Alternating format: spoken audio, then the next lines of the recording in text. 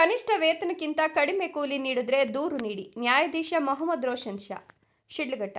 ರೇಷ್ಮೆ ನೂಲು ಬಿಚ್ಚಾಣಿಕೆ ಘಟಕಗಳಲ್ಲಿ ಕೆಲಸ ನಿರ್ವಹಿಸುವ ಕಾರ್ಮಿಕರು ಸೇರಿದಂತೆ ಇತರ ಯಾವುದೇ ಕೂಲಿ ಕೆಲಸಕ್ಕೆ ಸರ್ಕಾರ ನಿಗದಿಪಡಿಸಿರುವ ದಿನಗೂಲಿ ಕನಿಷ್ಠ ವೇತನ ₹580.72 ಆಗಿದ್ದು 8 ಗಂಟೆಗಳ ಕೆಲಸಕ್ಕೆ ಇದಕ್ಕಿಂತ ಕಡಿಮೆ ವೇತನ ನೀಡುವುದು ಕಾನೂನು ಉಲ್ಲಂಘನೆಯಾಗುತ್ತದೆ. ಯಾವುದೇ ಕಾರ್ಮಿಕರಿಗೆ ನಿಗದಿತ ವೇತನ ದೊರೆಯದಿದ್ದರೆ ಕಾರ್ಮಿಕ ಇಲಾಖೆ ಅಧಿಕಾರಿಗಳಿಗೆ ದೂರು ಸಲ್ಲಿಸಬಹುದು. ಅಲ್ಲಿಯೂ ಪರಿಹಾರ ದೊರೆಯದಿದ್ದರೆ ಜಿಲ್ಲಾ ಕಾನೂನು ಸೇವೆಗಳ ಪ್ರಾಧಿಕಾರ ಹಾಗೂ ನ್ಯಾಯಾಲಯದ ಉಚಿತ ಕಾನೂನು ನೆರವು ಕೇಂದ್ರವನ್ನು ಸಂಪರ್ಕಿಸಿ ನ್ಯಾಯ ಪಡೆಯಬಹುದು ಅಂತ ಜೆಎಂಎಫ್ಸಿ ನ್ಯಾಯಾಲಯದ ಹಿರಿಯ ಸಿವಿಲ್ ನ್ಯಾಯಾಧೀಶ ಮೊಹಮ್ಮದ್ ರೋಷನ್ ಶಾ ತಿಳಿಸಿದರು. ತಾಲೂಕು ಕಾನೂನು ಸೇವಾ ಸಮಿತಿ, ವಕೀಲರ ಸಂಘ, ಕಾರ್ಮಿಕ ಇಲಾಖೆ, ರೇಷ್ಮೆ ಇಲಾಖೆ ಹಾಗೂ ಆರೋಗ್ಯ ಮತ್ತು ಕುಟುಂಬ ಕಲ್ಯಾಣ ಇಲಾಖೆ ಸಂಯುಕ್ತಾಶ್ರಯದಲ್ಲಿ ಶಿಡ್ಲಘಟ್ಟ ನಗರದ ರೇಷ್ಮೆಗೂಡು ಮಾರುಕಟ್ಟೆ ಸಭಾಂಗಣದಲ್ಲಿ ರೇಷ್ಮೆ ನೂಲು ಬಿಚ್ಚಣಿಕೆ ಕಾರ್ಮಿಕರಿಗೆ ಆಯೋಜಿಸಿದ್ದ ಕಾನೂನು ಅರಿವು ಮತ್ತು ಉಚಿತ ಕಾನೂನು ನೆರವು ಕಾರ್ಯಕ್ರಮಕ್ಕೆ ಗಿಡಕ್ಕೆ ನೀರು ಹಾಕುವ ಮೂಲಕ ಉದ್ಘಾಟಿಸಿ ಅವರು ಮಾತನಾಡಿದರು. ಅಸಂಘಟಿತ ವಲಯದ ಕಾರ್ಮಿಕರಿಗೆ ಕಾನೂನು ಅರಿವಿನ ಕೊರತೆಯಿಂದ ಅನೇಕ ಬಾರಿ ಶೋಷಣೆ, ಕಿರುಕುಳ ಹಾಗೂ ಅನ್ಯಾಯಗಳು ನಡೆದಿವೆ. ತಮ್ಮ ಹಕ್ಕುಗಳ ಬಗ್ಗೆ ಸಮರ್ಪಕ ಅರಿವು ಹೊಂದಿದ್ರೆ ಮಾತ್ರ ಕಾರ್ಮಿಕರು ಕಾನೂನುಬದ್ಧವಾಗಿ ತಮ್ಮ ಹಕ್ಕುಗಳನ್ನು ರಕ್ಷಿಸಲು ಸಾಧ್ಯವಾಗುತ್ತದೆ.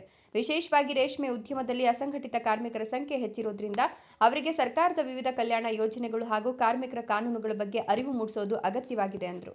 ರೇಷ್ಮೆ ಉದ್ಯಮದಲ್ಲಿ ಕೆಲವೆಡೆ ಕಾರ್ಮಿಕರಿಗೆ ಮುಂಗಡ ಹಣ ನೀಡಿ ವರ್ಷಗಳ ಕಾಲ ಕೆಲಸ ಮಾಡಿಸೋದು, ಕೆಲಸ ಬಿಟ್ಟು ಹೋಗಲು ಅವಕಾಶ ನೀಡದೇ ಇರುವುದು ಹಾಗೂ ಕಡಿಮೆ ವೇತನ ನೀಡುವಂತಹ ಪ್ರಕರಣಗಳು ಬೆಳಕಿಗೆ ಬರ್ತಿವೆ. ಇಂತಹ ಯಾವುದೇ ಶೋಷಣೆ ಅಥವಾ ಅನ್ಯಾಯಕ್ಕೆ ಒಳಗಾದರೆ ಕಾರ್ಮಿಕರು ಹೆದರದೆ ಕಾರ್ಮಿಕ ಇಲಾಖೆ ಅಥವಾ ಜಿಲ್ಲಾ ಕಾನೂನು ಸೇವೆಗಳ ಪ್ರಾಧಿಕಾರವನ್ನು ಸಂಪರ್ಕಿಸಿ ಉಚಿತ ಕಾನೂನು ನೆರವು ಪಡೆಯಬೇಕು ಅಂತ ಸಲಹೆ ಕೊಟ್ಟರು. ಬಾಲಕಾರ್ಮಿಕರ ನೇಮಕ ಸಂಪೂರ್ಣವಾಗಿ ಕಾನೂನು ಬಾಹಿರವಾಗಿದೆ. 14 ವರ್ಷಕ್ಕಿಂತ ಕಡಿಮೆ ವಯಸ್ಸಿನ ಮಕ್ಕಳನ್ನು ಯಾವುದೇ ಕೆಲಸಕ್ಕೆ ನೇಮಿಸಿಕೊಳ್ಳುವುದು ಅಪರಾಧವಾಗಿದ್ದು, ಸಂಬಂಧಿಕರ ಮಕ್ಕಳು ಅಥವಾ ಪರಿಚಯದ ಮಕ್ಕಳು ಎಂಬ ಕಾರಣಕ್ಕೂ ಕೆಲಸಕ್ಕೆ ಸೇರಿಸಿಕೊಳ್ಳಲು ಅವಕಾಶ ಇಲ್ಲ ಅಂತ ಸ್ಪಷ್ಟಪಡಿಸಿದರು. ಅದೇ ರೀತಿ 14 ರಿಂದ 18 ವರ್ಷದೊಳಗಿನ ಮಕ್ಕಳನ್ನು ಅಪಾಯಕಾರಿ ಕೆಲಸಗಳಿಗೆ, ವಿಶೇಷವಾಗಿ ರೇಷ್ಮೆ ನೂಲು ಬಿಚ್ಚಣಿಕೆ ಘಟಕಗಳು, ವೆಲ್ಡಿಂಗ್, ಕ್ರಿಮಿನಾಶಕ ಉತ್ಪಾದನೆ, ಕಟ್ಟಡ ಕಾಮಗಾರಿ ಸೇರಿದಂತೆ ಅಪಾಯಕಾರಿ ವಲಯಗಳಲ್ಲಿ ಕೆಲಸಕ್ಕೆ ನೇಮಿಸುವುದು ಕಾನೂನು ಬಾಹಿರವಾಗಿದೆ ಅಂತ ಹೇಳಿದರು. ಬಾಲಕಾರ್ಮಿಕರನ್ನ ಕೆಲಸಕ್ಕೆ ನೇಮಿಸಿದ್ರೆ ಬಾಲಕಾರ್ಮಿಕ ನಿಷೇಧ ಮತ್ತು ನಿಯಂತ್ರಣ ಕಾಯ್ದೆಯಡಿ 6 ತಿಂಗಳಿನಿಂದ 2 ವರ್ಷಗಳವರೆಗೆ ಜೈಲು ಶಿಕ್ಷೆ ಹಾಗೂ 20,000 ದಿಂದ 50,000 ದಂಡ ವಿಧಿಸಬಹುದು. ಪುನರಾವರ್ತಿತ ಅಪರಾಧ ನಡೆದರೆ 1 ವರ್ಷದಿಂದ 3 ವರ್ಷಗಳವರೆಗೆ ಜೈಲು ಶಿಕ್ಷೆ ಹಾಗೂ 50,000 ದಿಂದ 1 ಲಕ್ಷದವರೆಗೆ ದಂಡ ವಿಧಿಸುವ ಅವಕಾಶ ಇದೆ ಅಂತ ಎಚ್ಚರಿಸಿದರು. ಮಕ್ಕಳನ್ನ ಜೀತದಾಳುಗಳಾಗಿ ಬಳಸೋದು, ಹಣದ ಮುಂಗಡ ನೀಡಿ ಬಲವಂತವಾಗಿ ದುಡಿಸಿಕೊಳ್ಳುವುದು ಹಾಗೂ ಮಕ್ಕಳ ಖರೀದಿ, ಮಾರಾಟದಂತಹ ಕೃತ್ಯಗಳು ಗಂಭೀರ ಅಪರಾಧಗಳಾಗಿದ್ದು, ಇವುಗಳಿಗೆ ವಿವಿಧ ಕಾನೂನುಗಳಡಿ ಕಠಿಣ ಶಿಕ್ಷೆ ಮತ್ತು ದಂಡದ ವ್ಯವಸ್ಥೆ ಇದೆ ಅಂತ ವಿವರಿಸಿದರು. ಕುಟುಂಬದ ಆರ್ಥಿಕ ಸಂಕಷ್ಟದ ನೆಪದಲ್ಲಿ ಮಕ್ಕಳ ಶಿಕ್ಷಣವನ್ನು ಮೊಟಕುಗೊಳಿಸಬಾರದು. ಮಕ್ಕಳನ್ನ ಶಾಲೆಯಿಂದ ಹೊರಗೆಳೆದು ದುಡಿಮೆಗೆ ಕಳಿಸುವ ಬದಲು ಅವರ ಶಿಕ್ಷಣಕ್ಕೆ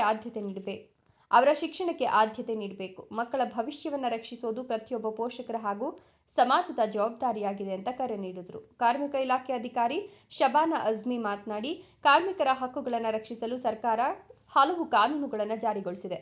ಕನಿಷ್ಠ ವೇತನ, ಸಮಾನ ಕೆಲಸಕ್ಕೆ ಸಮಾನ ವೇತನ, ಮಹಿಳಾ ಕಾರ್ಮಿಕರಿಗೆ ಹೆರಿಗೆ ಸೌಲಭ್ಯ ಸೇರಿದಂತೆ ಹಲವು ಹಕ್ಕುಗಳನ್ನು ಕಾನೂನು ಖಾತರಿಪಡಿಸಿದೆ. ಇನ್ನು ಪುರುಷರು ಮತ್ತು ಮಹಿಳೆಯರು ಒಂದೇ ರೀತಿಯ ಕೆಲಸ ನಿರ್ವಹಿಸಿದರೆ ಇಬ್ಬರಿಗೂ ಸಮಾನ ವೇತನ ನೀಡುವುದು ಕಡ್ಡಾಯವಾಗಿದೆ. ಮಹಿಳಾ ಕಾರ್ಮಿಕರಿಗೆ ಕಾನೂನುಬದ್ಧ ಹೆರಿಗೆ ರಜೆ ಮತ್ತು ವೇತನದೊಂದಿಗೆ ರಜೆ ನೀಡಬೇಕು. ಈ ನಿಯಮಗಳನ್ನು ಉಲ್ಲಂಘಿಸಿದರೆ ಸಂಬಂಧಿತ ಮಾಲೀಕರ ವಿರುದ್ಧ ಕಾನೂನು ಕ್ರಮ ಕೈಗೊಳ್ಳಲಾಗುತ್ತದೆ ಅಂತ ಹೇಳಿದರು.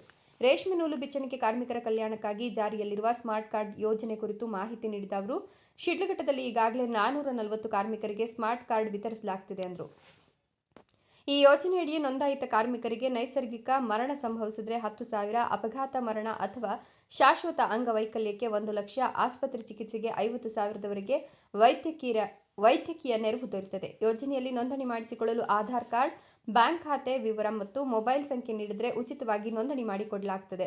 ಇನ್ನು ನೋಂದಣಿ ಮಾಡಿಸಿಕೊಳ್ಳದ ಕಾರ್ಮಿಕರು ಇಲಾಖೆಯನ್ನು ಸಂಪರ್ಕಿಸಿ ಯೋಜನೆಯ ಪ್ರಯೋಜನ ಪಡೆಯುವಂತೆ ಮನವಿ ಮಾಡಿದರು. ವಕೀಲರ ಸಂಘದ ಅಧ್ಯಕ್ಷ ಎ. ನಾರಾಯಣಸ್ವಾಮಿ ಮಾತನಾಡಿ, ಅಸಂಘಟಿತ ಕಾರ್ಮಿಕರು ತಮ್ಮ ಹಕ್ಕುಗಳ ರಕ್ಷಣೆಗಾಗಿ ಸಂಘಟಿತರಾಗಬೇಕು ಅಂತ ಕರೆ ನೀಡಿದರು. ವಿಶ್ವ ಕಾರ್ಮಿಕರ ಹೋರಾಟದ ಇತಿಹಾಸ, ಟ್ರೇಡ್ ಯೂನಿಯನ್ ವ್ಯವಸ್ಥೆ ಹಾಗೂ ಅಸಂಘಟಿತ ಕಾರ್ಮಿಕರ ಹಕ್ಕುಗಳ ಕುರಿತು ಮಾಹಿತಿ ನೀಡಿದ ಅವರು, ಸರ್ಕಾರದ ವಿವಿಧ ಕಲ್ಯಾಣ ಯೋಜನೆಗಳ ಪ್ರಯೋಜನ ಪಡೆಯಲು ಕಾರ್ಮಿಕರು ನೋಂದಣಿ ಮಾಡಿಸಿಕೊಳ್ಳುವುದು ಅಗತ್ಯವಾಗಿದೆ ಎಂದರು.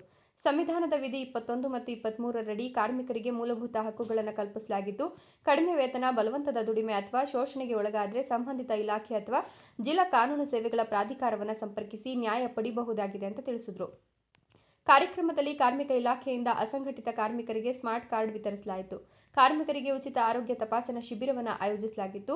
ಕಾರ್ಯಕ್ರಮದಲ್ಲಿ ವಕೀಲರ ಸಂಘದ ಕಾರ್ಯದರ್ಶಿ ಸಿಜಿ ಭಾಸ್ಕರ್, ರೇಷ್ಮೆ ಇಲಾಖೆ ಉಪನಿರ್ದೇಶಕ ಉಮೇಶ್, ತಾಲೂಕು ಆಸ್ಪತ್ರೆ ವೈದ್ಯಾಧಿಕಾರಿ ಮನೋಹರ್, ಕಾರ್ಮಿಕ ನಿರೀಕ್ಷಕಿ ಎಂ ಮಂಜುಳಾ ಸೇರಿದಂತೆ ನವೀನ್ ಮಾಲಾ, ಶ್ರಮಿಕ ಕರ್ನಾಟಕ ರಾಜ್ಯ ಅಸಂಘಟಿತ ಕಟ್ಟಡ ಕಾರ್ಮಿಕರ ಸಂಘದ ರಾಜ್ಯ ಕಾರ್ಯದರ್ಶಿ ಮೊಹಮ್ಮದ್ ಅಮನುಲ್ಲಾ, ಜಿಲ್ಲಾಧ್ಯಕ್ಷರಾದ ಎಸ್ ಮಂಜುಳಾ, ಸದಸ್ಯರಾದ ಗಿರಿ, ಶೈಲಜಾ, ಶಾರದಮ್ಮ, ಲಕ್ಷ್ಮಿ ಹಾಜರಿದ್ದರು.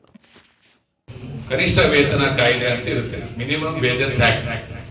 ಅದರ ಪ್ರಕಾರ ಈ ವರ್ಷದ ಸಾಲಿನ ಒಂದು ಕನಿಷ್ಠ ವೇತನ ಎಷ್ಟು ಅಂದ್ರೆ 581 ರೂಪಾಯಿ 72 ಪೈಸೆ.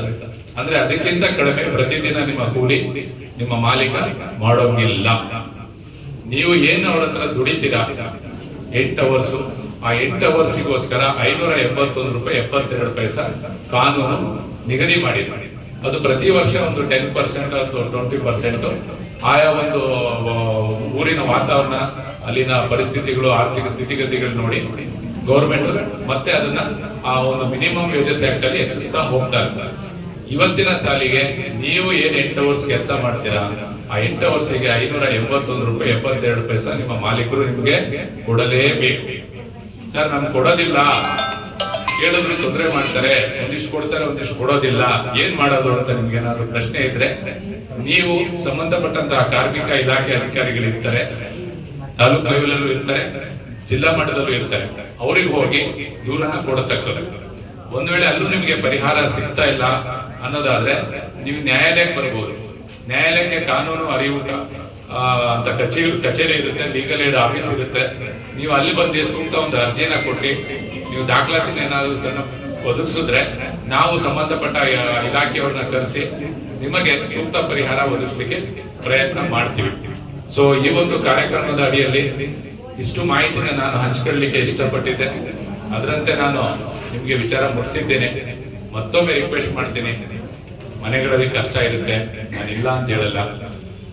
ಗಂಡ ಇರಲ್ಲ ಅಥವಾ ಮನೆಯಲ್ಲಿ ಒಂದು ದುಡಿಯೋನು ಇರೋದಿಲ್ಲ, ಹೆಂಗಸರೇ ಕೆಲಸ ಮಾಡಬೇಕು, ಮಕ್ಕಳನ್ನ ಸಾಕ್ಬೇಕು, ಓದಿಸ್ಬೇಕು.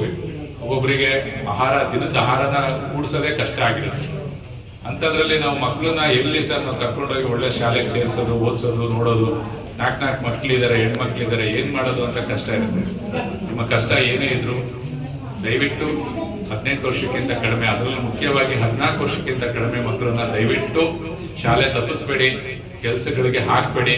ಕೆಲಸಗಳಿಗೆ ಹಾಕೋದ್ರಿಂದ ನೀವು ಕಾನೂನಲ್ಲಿ ಅಪರಾಧಿಗಳಾಗದೆ ಯಾರು ಅಯ್ಯೋ ಪಾಪ ಅಂತ ಅವ್ರನ್ನ ಸೇರಿಸ್ಕೊತಾರೆ ಅವರು ಕೂಡ ಅಪರಾಧಿಗಳಾಗ್ತಾರೆ.